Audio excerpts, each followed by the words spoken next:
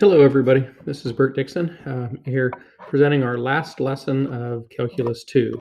I'm sure you're all looking forward to that. No more lectures after this one. This one is a long one, but a lot of it may be review for many of you.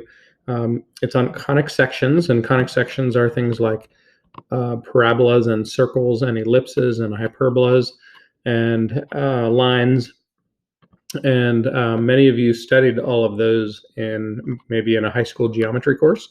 And so if you have pretty strong knowledge of those things, then you may not even need this lecture or lesson.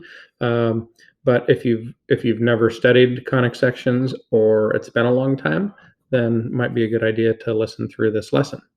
So the reason why all these shapes are called conic sections is because they are slices of a cone. So for example, if you, like in this first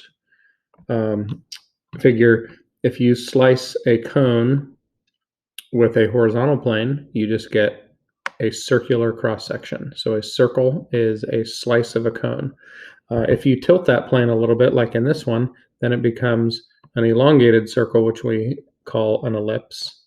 And then in this one, if we make the plane parallel to the side of the lower cone, then and also the side of this upper cone here. So if we make it parallel to one of the sides of the cone, then we get a parabola. And if we put the slice vertically like we have here, then it looks like two parabolas, but they're actually the equations are not quite the same as parabolas. They are called hyperbolas, and they have asymptotes that approach the sides of the cone here as they go out to infinity, as they go further up and further down. Some other rare cases are where the plane intersects the cone right between the upper and the lower cones. So that would just be a single point. So a point technically is also a conic section. Or you could get a line if you balance the plane right along that edge, then it would just create a line. Or if you go vertically but right through the center point, then it just creates an X like this. So it's basically two intersecting lines. Okay, so we'll start off with our study of parabolas. And many of you know parabolas as being things like y equals x squared and whatnot, but the definition of a parabola is actually the set of points in a plane that are equidistant from a fixed point, known as the focus, and a fixed line, known as the directrix. And so in this diagram, we see the directrix here, we see the focus here, and the parabola is all the possible points that are equidistant from those. If you kind of try this on your own, if you try doing just picking anywhere in a plane, pick a point and some line, and now try graphing all the possible points that are equidistant from the point and the line. So for example, here's a point that the distance to the line and the distance to the point are the same. So there's one point on a parabola. And then if we move out to maybe right about here, that distance and that distance look the same. Then if we move out to maybe right about here, that distance and that distance look about the same. And we keep going. We could do the same thing going to this side. That point, that distance, and that distance look the same. Maybe right about here, that distance and that distance are the same. And what that's creating, if we continue doing that, is it's creating a parabola. Okay, and so to write the equation for a parabola, if we put our focus point, like in this diagram, if we put our focal point on the y-axis, then it would have some coordinates 0, p. And so p is the if this is our x-axis here, and if this is the origin, then we're calling this distance p. So that would be 0p, and then the distance to the directrix is also p, because remember the distance to both are supposed to be the same. So if you put the vertex of your parabola at the origin, you go p units up to get to the focus and p units down to get to the directrix. And then pick any point on the parabola and just call it xy. And so according to the definition of a parabola, this distance and this distance must be equal.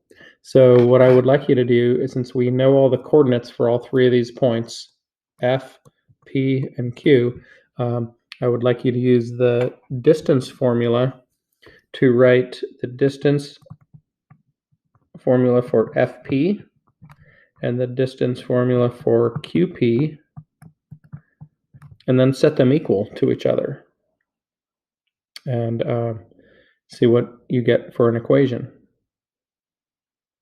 So go ahead and pause your video and try that out. So you're finding the distance from F to P, the distance from P to L, which is really from P to Q, and and then see if you can set those two equal to each other and simplify.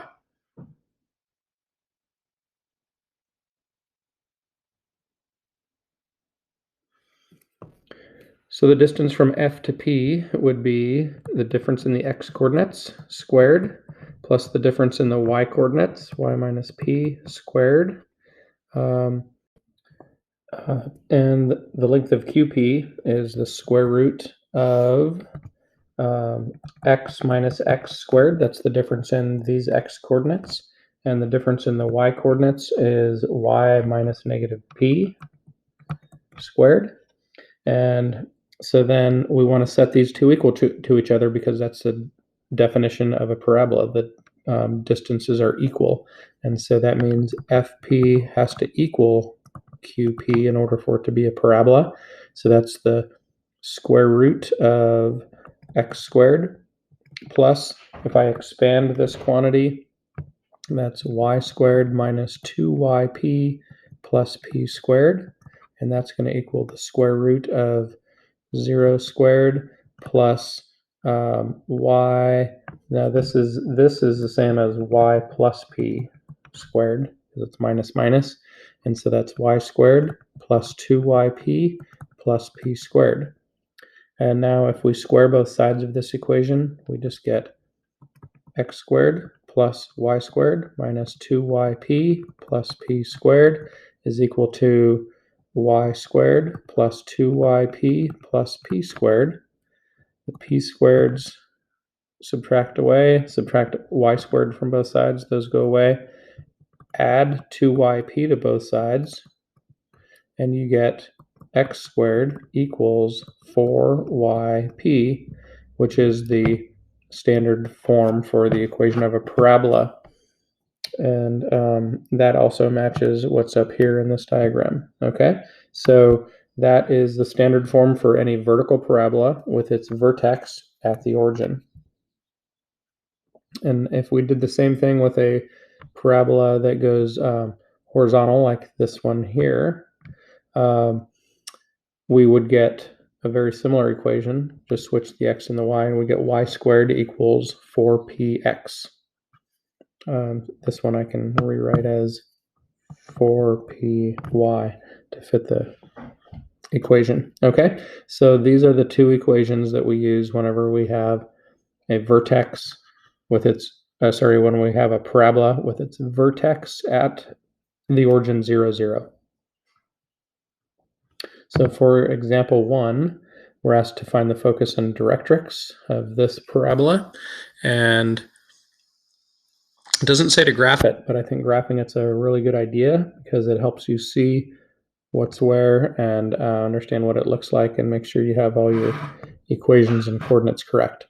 So since it's y squared, that's going to fit this form. Y squared equals 4px, and so that means this has to be 4p, because it's y squared equals 4px. So 4p has to equal 8. If 4p equals 8, then that means p equals 2. And so we have a sideways parabola with p equals 2. We know the vertex has to be at 0, 0. Go 2 units to the right, and there's our focus, and that's at the point 2, 0. And then if we go 2 units the other direction, that gives us our directrix, which is this line. And that line has an equation of x equals -2. So then our parabola would wrap around its focus and go away from its directrix. And so that's what the graph would look like. So our focus is this point, the directrix is this line, and we've answered all the questions they asked. So for the next example, this time we know where the focus and directrix are, and we're asked to write the equation. So again, a graph really helps us understand what's going on here. So if we plot the point 0, -3, that would be down here, and that is our focus, 0, -3. The directrix is the line y equals 3, which is up here. 1, 2, 3, and our vertex would be here. Now it's going to have to curve downward because remember the parabolas always wrap around their focus and go away from the directrix. If I curved it upward, it would intersect the directrix, and that never happens. Okay, and so since it's going downward, we know that p is going to be negative, and so since this distance is 3 and it goes downward, p is -3. This distance is also 3, and so since we know that p equals -3,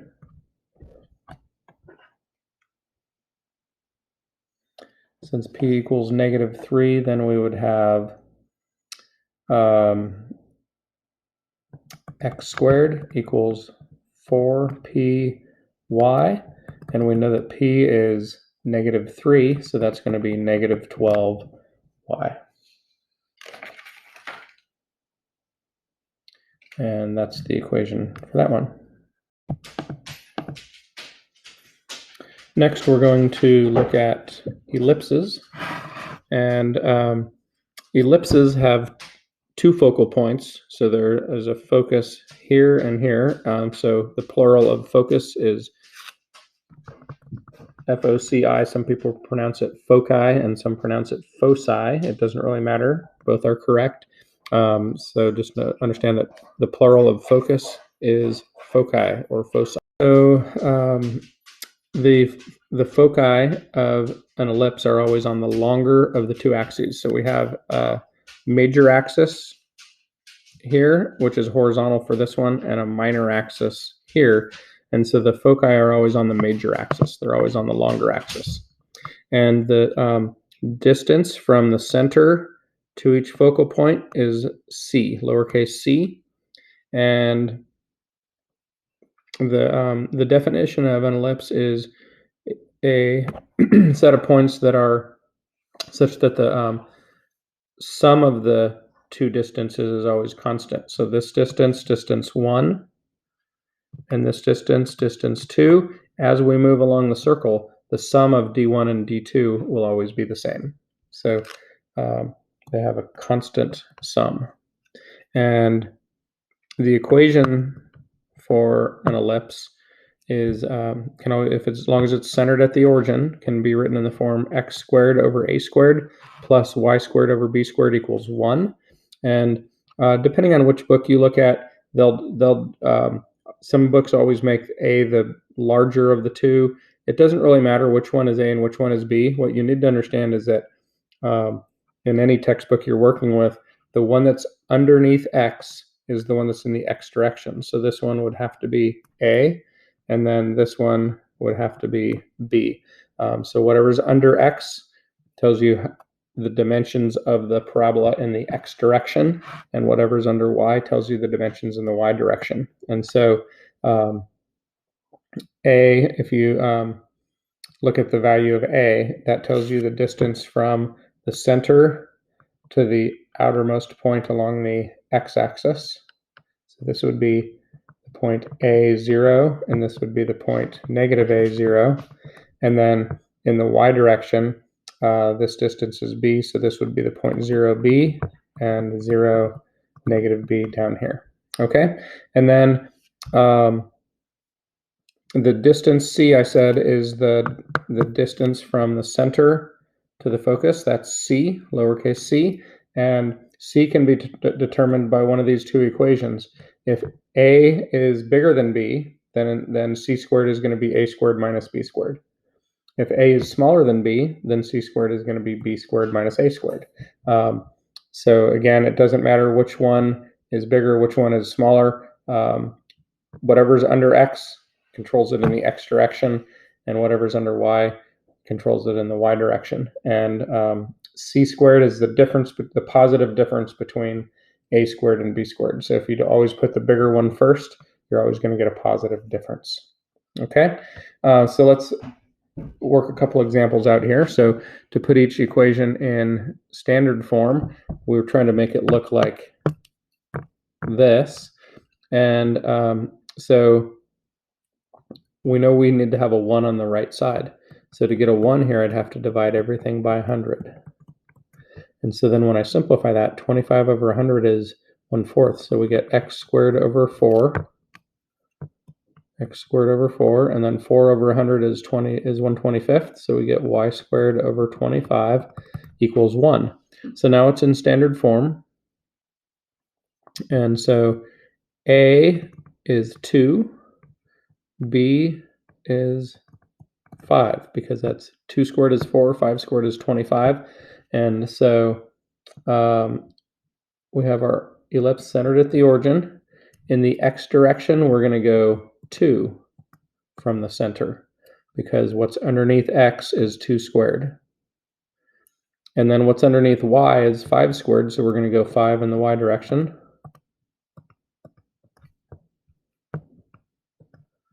Okay, so 5 up, 5 down, 2 left, 2 right. So now we see what our ellipse looks like. Looks like that.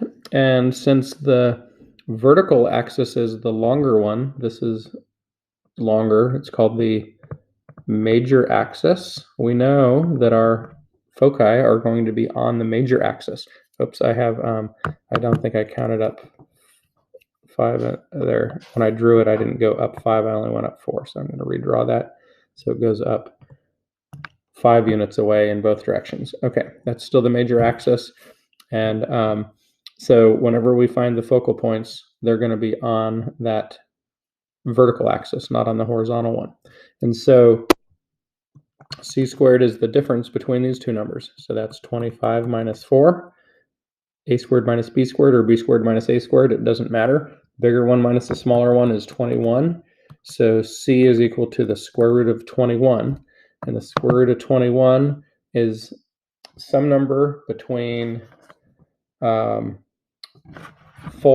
and 5, because 4 squared is 16 and 5 squared is 25. Or you can use your calculator and do the square root of 21 is about 4.6.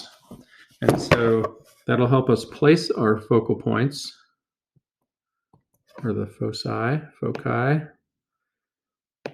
So if we go out to about 4.6, that's right about here. And so the coordinates would be 0, square root 21. And then if we go 4 units down, 4.6 units down, that's here. So that would have the coordinates 0, negative root 21. And so we drew our sketch, and we found the coordinates of the foci. So we're all done. Go ahead and try example 4. Actually, let me do part A with you, and then we'll I'll have you try part B. So for 4A, we know our foci are at plus and minus 3, 0. Need a little more room, it looks like.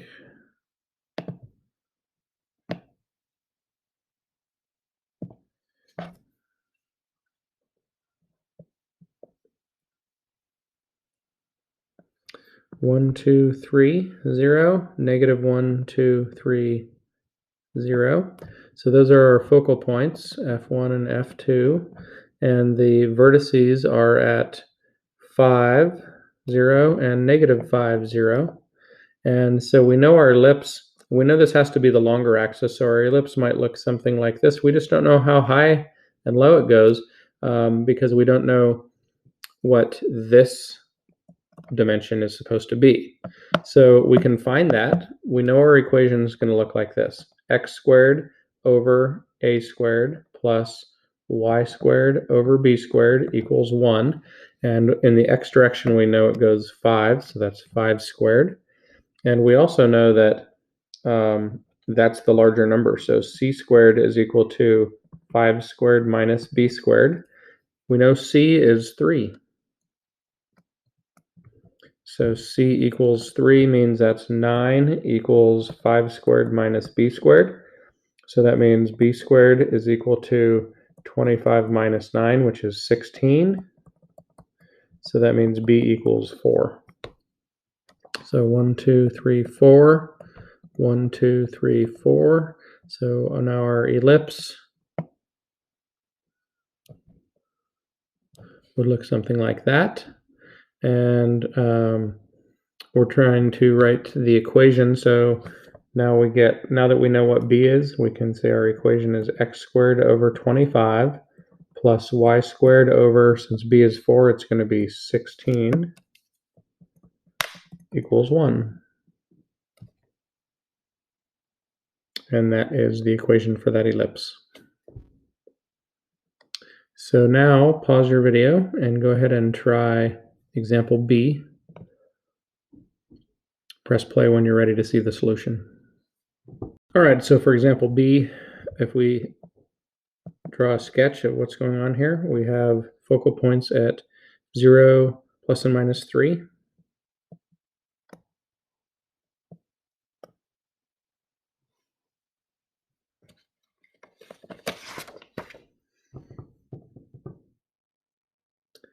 And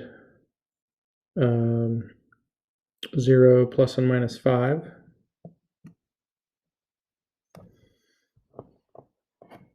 So this is very similar to the example we just did, except it's going to be a vertical ellipse like this. And to find this distance, we write x squared over a squared plus y squared over, we know the longer axis is under y and is in the y direction. So that's 5 squared or 25 equals 1. And we also know our focal length is 3. And so c squared is equal to, in this case, the larger one is 25 minus a squared. And we know that c is 3. So 9 equals 25 minus a squared. So again, a squared equals 16. And so our equation then is x squared over 16 plus y squared over 25 equals 1. Okay, and then I realized that on the previous example, example 3, we did part A, we did not do part B. So I would like you to try that one on your own. So go ahead and pause your video and try example 3B. Press play when you're ready to see the solution worked out.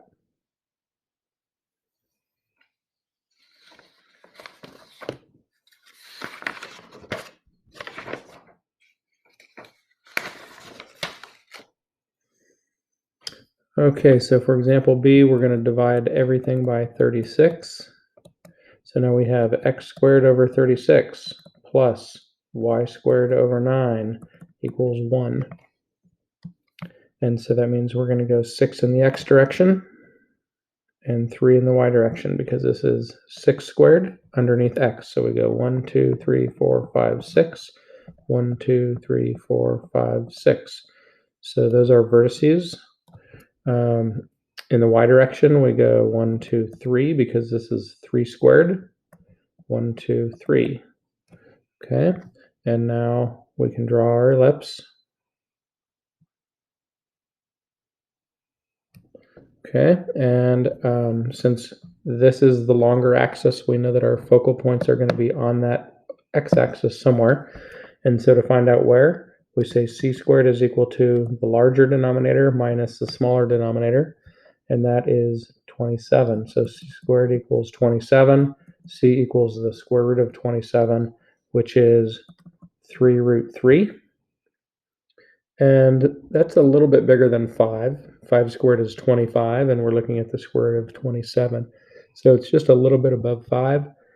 1, 2, 3, 4, 5. So we would have a focal point right here, which would be at the coordinate 3, root 3, 0. And then if we went 1, 2, 3, 4, 5, let's see, did I miscount on one of these? This one should be 1, 2, 3, 4, 5, 6. 1, 2, 3, 4, 5, 6. Oh, it's this one I miscounted on. So it should have been there. There we go. And so 1, 2, 3, 4, 5, and a little bit. Square root of 27 or 3 root 3. So this is negative 3 root 3, 0 for the coordinates. So those are our two focal points. And we have the graph and the focal points. That's all we need. So that's it for example 3b. And now we can go forward to our next topic, which is hyperbolas. So hyperbolas, as I mentioned before, look kind of like double parabolas. They're really a different shape than a parabola because a parabola doesn't have an asymptote. It just keeps curving and going wider and wider and wider. But a hyperbola actually approaches two asymptotes. So if you had asymptotes like this and like this, your hyperbola is going to approach those lines, and parabolas don't act that way. Parabolas don't approach being linear. And so that's a major difference between parabolas and hyperbolas. Not only the fact that hyperbolas have two of them, but their shape is getting closer and closer to linear as they move away from the origin.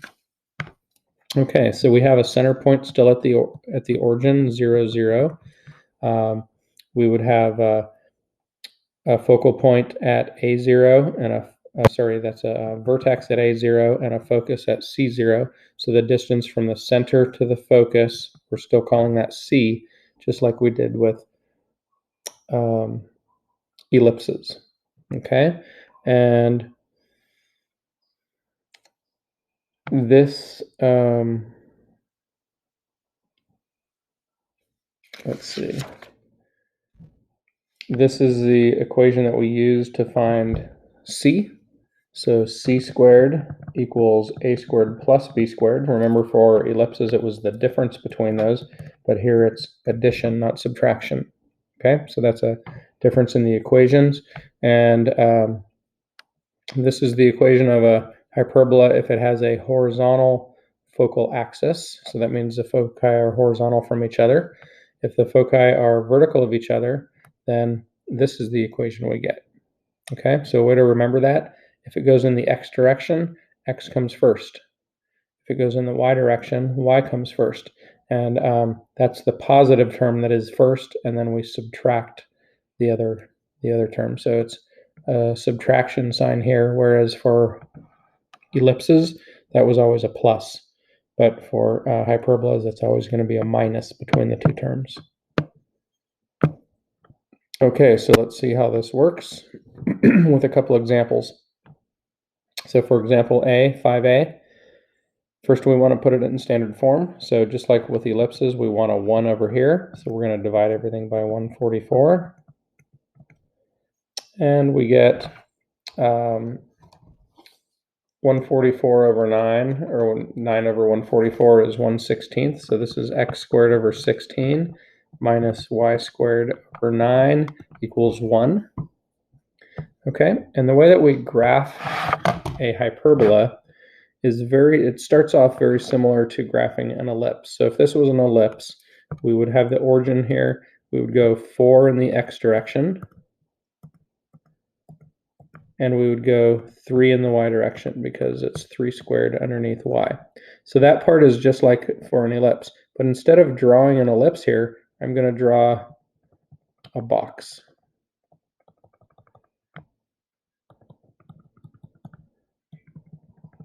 And that box is going to guide our asymptotes. So if you draw now lines through the corners,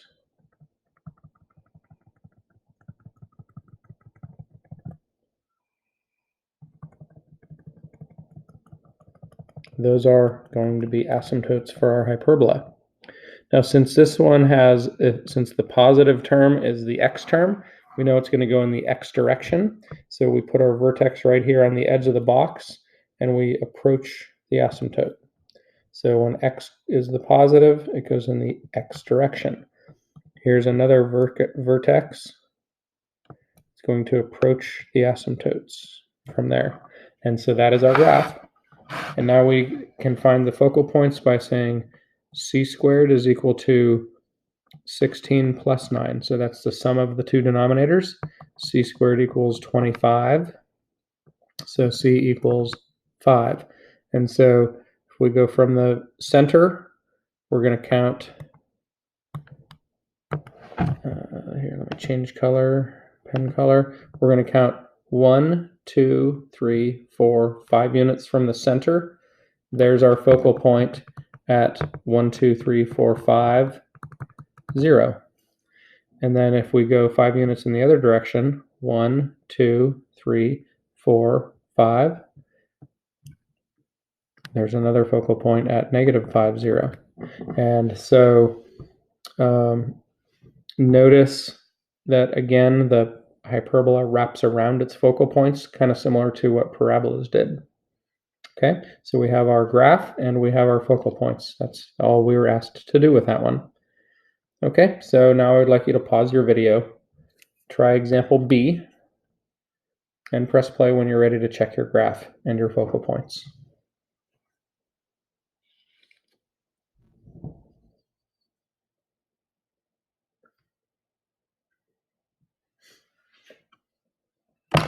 Okay, if I divide both sides by 225,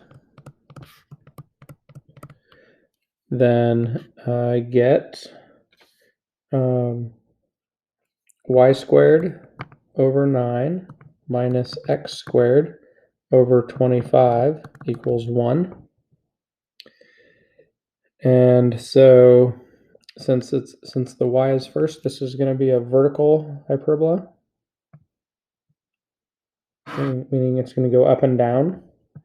And so we go 3 in the y direction, 5 in the x direction,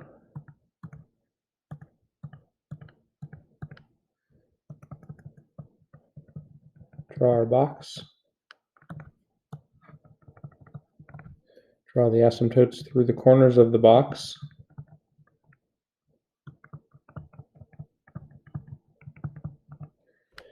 And since this is a vertical parabola, since y is the positive, since the y squared is the positive term, it's going to go up and down. So we're going to approach the asymptotes from this vertex. So the vertex is right on the edge of the box, and then it approaches the asymptotes. So we're also going to have a point on the edge of the box here, and then the curve is going to approach those two asymptotes. So that's our final graph. And then the focal points are not on the longer axis. They're always inside the curves. And so they're going to be somewhere here and here. Wouldn't make sense to put the focal points like here and here because the hyperbola has to wrap around its focal points. All right, so c squared is equal to 9 plus 25. Remember, it's plus for hyperbolas. It's subtraction for ellipses. And so c equals the square root of 34, which is about 5.8. So since the y is the positive term, the y squared over 9 is the positive term, our c goes in the y direction. So if we count up 1, 2, 3, 4, 5.8, that's right about there. And then back to the center, go down 1, 2, 3, 4, 5.8, be right about there. And so this is a focal point at 0, root 34, and this is at 0, negative root 34. One thing that we didn't do for both examples, it does say to write the equations of the asymptotes. So we skipped that for question 1. We can get the equations of the asymptotes just by looking at the slopes of these dotted lines. So in order to go through this corner of the box, we had to go rise 3, run 4. Rise 3, run 4, so that means the slope is 3/4. So the equation of this asymptote is y equals 3/4 x. This other asymptote, we're going up 3 again, but we're going backwards 4. And so rise over run is going to be y equals negative 3/4 x. So those are the two equations for the asymptotes. Okay, for example B, we're going up 3 and over 1, 2, 3, 4, 5. So up 3 over 5, up 3 backwards 5. So our equations of our asymptotes are y equals the slope, which is plus or minus 3/5. Yep, 3/5 x, and that describes both of the equations of the asymptotes.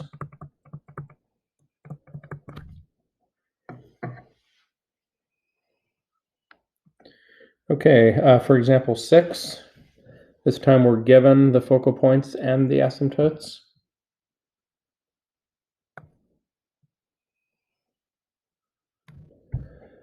So excuse me, focal points at plus and minus 4, 0. So here and here. Asymptotes at up 2 and over 3, down 2 and over 3.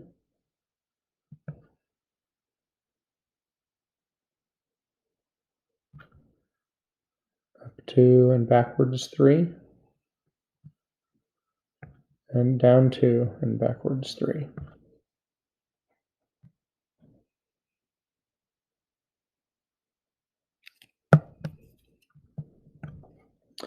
And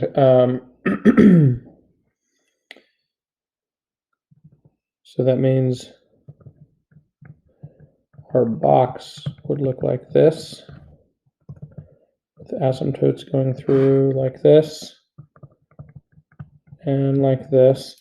And the vertex would have to be here to wrap around its focal point, and here to wrap around that focal point. So we see now that this is a sideways parabola, so it's going to have to be x squared. So it's going to be x squared over this distance, which is 3. So x squared over 9 plus y squared over, this is 2, so that's going to be 4 equals 1.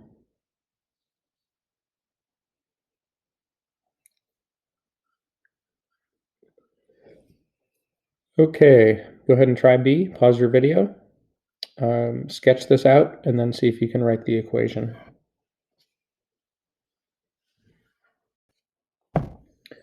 So we have vertices at plus and minus 2, 0. So those are vertices, which means our hyperbola has to be going this way. And the asymptotes are, they have a slope of plus and minus root 3, so that means we're going up root 3 and over 1, up root 3 and over 1. And so our box for our asymptotes would look something like that in order for the asymptotes to have the correct slope. Okay, and so this is 2, and this distance this way, or sorry, that's 2, and then our rise had to be 2 root 3. So run 2 and rise 2 root 3 gives us the slope of root 3. And so our equation, since it's going sideways, it's going to be x squared over this distance. So 4, 2 squared is 4. And then y squared with this distance, which is 2 root 3 squared equals 1. So that's x squared over 4 squared, or 16. Sorry, 4. 2 squared is 4. And then if I square this denominator, I get 4 times 3 is 12. Equals 1.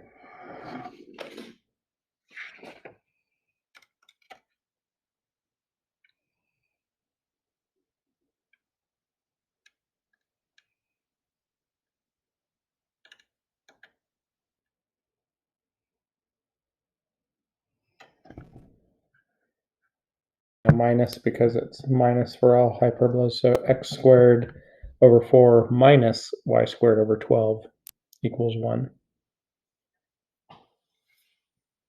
Okay, and then the next thing we're going to look at is transformations of these graphs. So in other words, shifting them left or right or up or down. And so we can shift conic sections by replacing x with x minus h. That will shift any graph horizontally h units.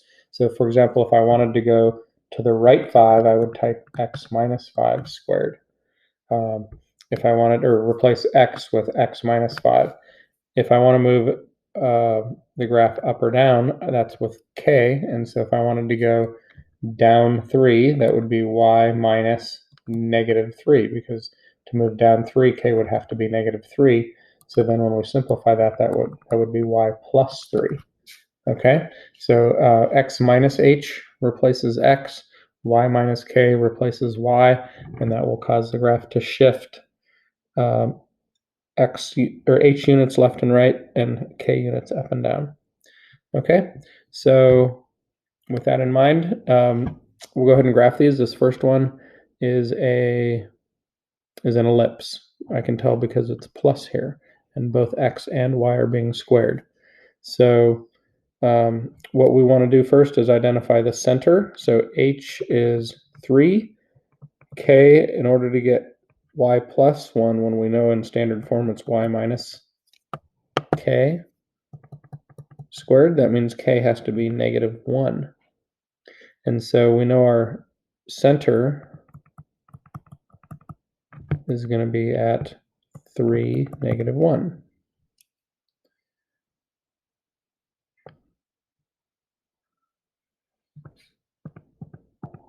So there's our center. Then from the center, we know we're going to go 5 units in the x direction. 1, 2, 3, 4, 5. 1, 2, 3, 4, 5. And 4 units in the y direction. 1, 2, 3, 4. 1, 2, 3, 4 from the center. And so then we can draw our ellipse.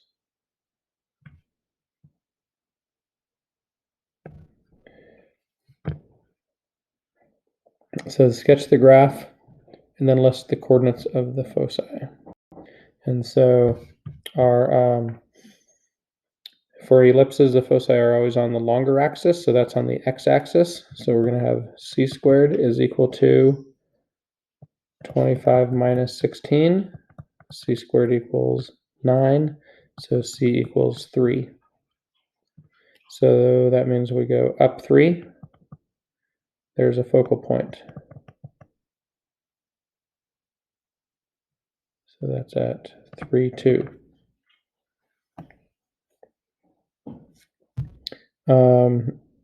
We also go down 3 from the center. 1, 2, 3.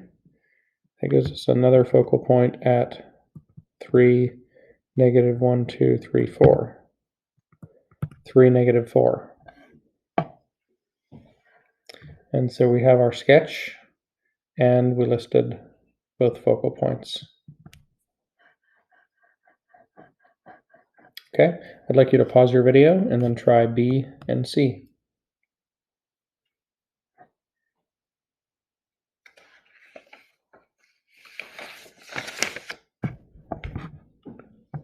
For B, this is a parabola because only y is being squared, x is not, so that makes it a parabola. So the standard form we're usually looking for is y equals 4px, and so y squared equals 4px. Now it looks like we've replaced y with y plus 3, so that means k equals -3. And to find out what p is, 4p is equal to x, so that means if 4p equals -2, then p equals -1/2.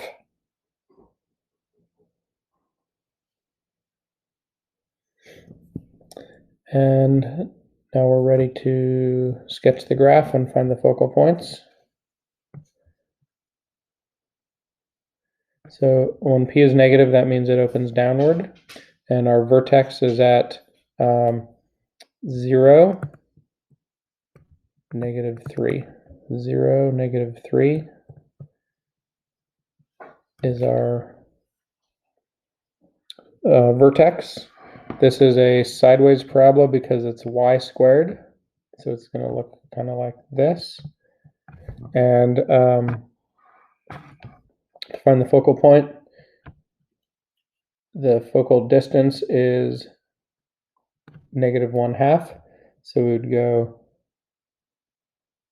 since it's negative, this is going to actually go in the negative direction like this. And so the distance is 1/2 this way. And so our focal point is at -1/2, -3.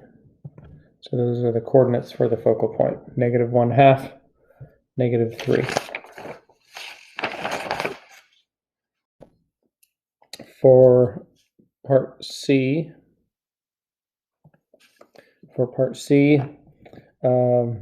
our center is at -1, +4. And so we can start with that, -1, +4.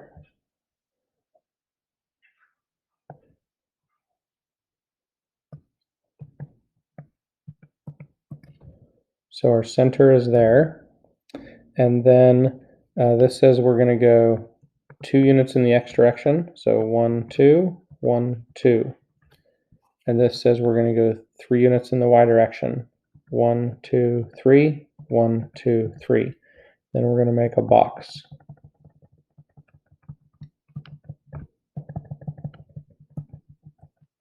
And draw asymptotes through the corners.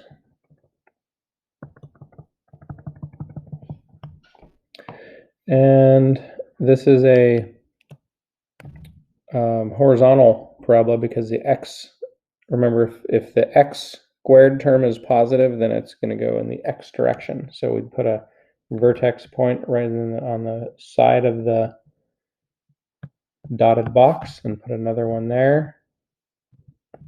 If it had been y squared was a positive term, we would have put a vertex up here and here. Okay, so the coordinates of this vertex point is 1, 4, and then this is -3, 4 for this one. Okay, this problem didn't ask for the coordinates of the vertices, but it is asking for the coordinates of the focal points. And so c squared for an ellipse, c squared is equal to 4 plus 9, which is 13.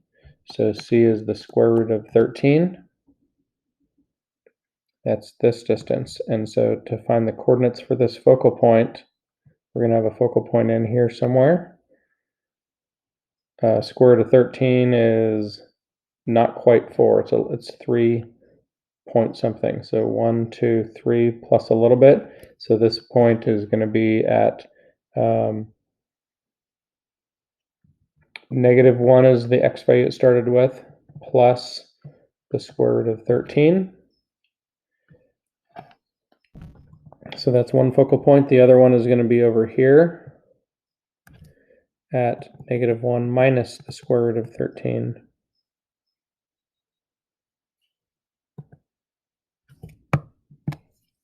1, 2, 3, 4. The y-coordinate is 4 for both of these. Okay. So there's the graph and the two focal points.